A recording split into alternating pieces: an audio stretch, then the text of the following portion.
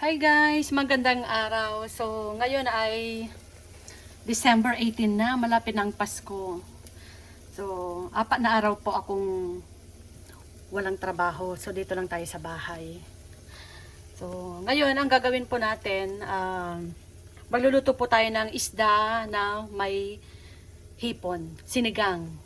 Isda at saka hipon. So, ito yung ano natin. Yung asawa ko wala pa. So, kaming dalawa lang ng anak ko ngayon. Ito yung anak ko. Sobrang lamig ngayon dito, guys. Yeah. Say hi to my vlog, anak. Kaiser. Kaiser. Kaiser, what happened to you? So, ayan siya. Then, ipapakita ko sa inyo, guys, yung labas namin. Sobrang lamig ngayon dito, guys. So, tignan nyo. Medyas ako. Tapos, ito yung sa labas namin. Grabe. Grabe ang snow sa labas. Buti bukas pa tong namin, sliding door namin dito sa terrace. So ayan guys, yung labas namin. Yan, yung sa harapan.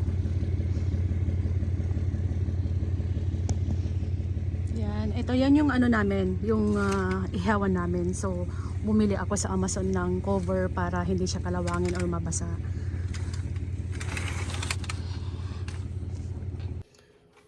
So ito yung hipon na iluluto natin. Ayan. Ayan guys. So, binili ko to sa Costco nung nagpunta kami nung last week. Almost $25 na to guys. Ganito. Pero ano naman siya, fresh. Fresh na hipon. So, hindi ko to iluluto lahat. Nabuksan natin ang ilaw dito. Yan, para maliwanag. Kasi medyo dumidilim na. Mag-alasin ko pa lang ng hapon dito, pero madilim na guys.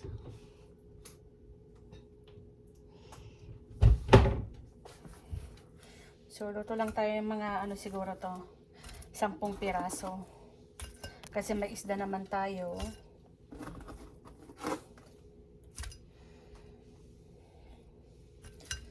Two, four, six, eight, 10.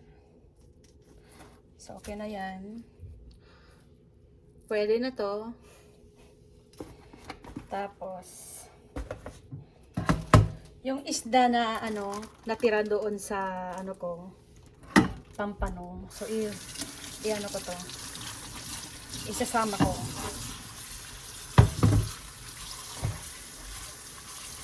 So, masarap kasing ngayon, mag-ulam ng may mga sabaw. Lalo sa malamig na panahon. Kaya, puro sabaw-sabaw tayo ngayon, guys.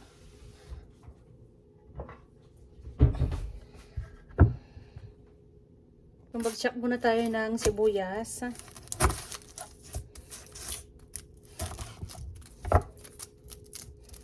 Tapos saka tayo maghihiwa ng luya.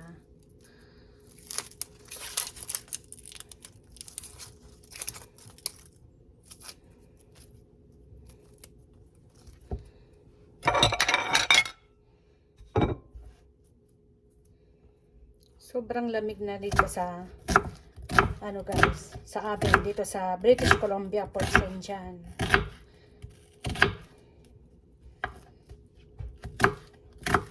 So ilang degree ngayon? So tanungin natin si Siri. Hey Siri. Siri, what is the weather in Port St. John, Canada? So ayan guys, kumulo na yung sinigang natin. So, gagawin ko, titimplahan ko muna. Lagyan natin yung tamarind powder. Then, patis. Gusto ko patis guys, compare sa sa asin. Yan. Then, haluin natin. Then, lagyan ko ng sili. Yan, sili.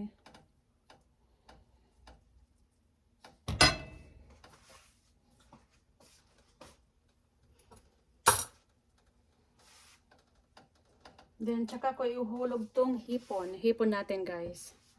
So, ayan. hipon.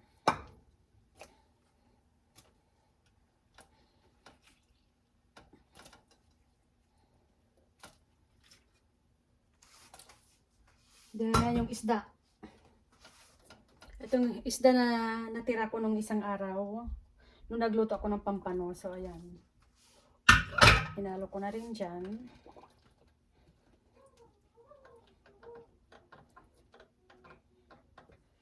Then, pakukulaan ko.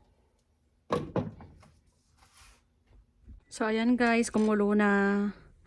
Kumulo na yung ano natin. Seafood sinigang. Ayan. Lumabas yung taba nung ano, nung hipon guys. Ayan oh. Kung napapansin nyo, dilaw-dilaw yung ano, yung sabaw niya. Kasi mataba yung hipon na nabili ko.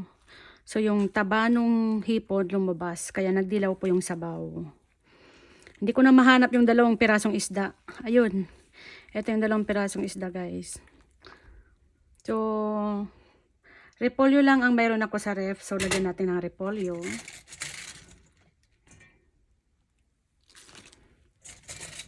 Para may gulay. Masarap sana kung may talong, okra, kangkong. Kaso wala eh. Ito lang yung mayroon ako sa ref ngayon. So, ilagay na lang natin tong repolyo. Ang importante, mayroon pa rin gulay. Diba guys?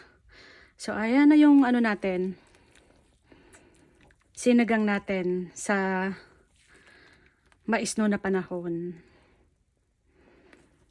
Ayan. Pwede na to.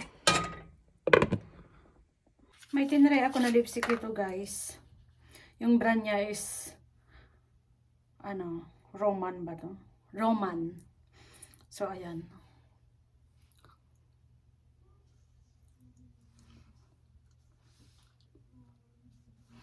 Ayan. So tignan natin ito kung long lasting ba to pagdating sa trabaho. So, ayan. Tinry ko lang guys kung bagay ko ba. Pero okay na rin. Yan.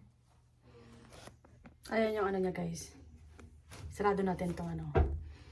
So, ganyan siya.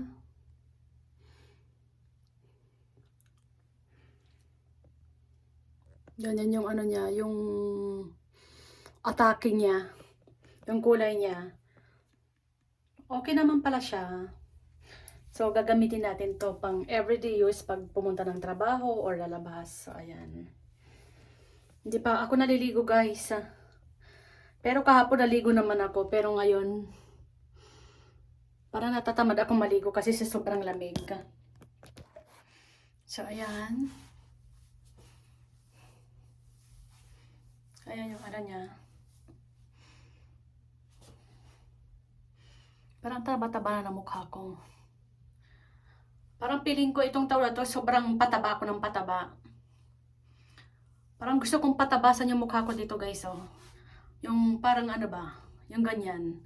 Patanggalan ko tong dumodobling ano, baba ko, tapos ganon ba. Siguro pag nagkakaedad na rin guys, yun yung ano eh, mabilis tumaba. Masalo pag laging napupuyat. Kunti na naman akong kumain. Mahilig akong kumain pero ang kanin ko is konti lang. Pero napansin ko parang nagdo-double chin na ako. Tapos parang ano, mataba yung mukha ko na dito guys oh. Parang kailangan na atang ano, bawasan dito.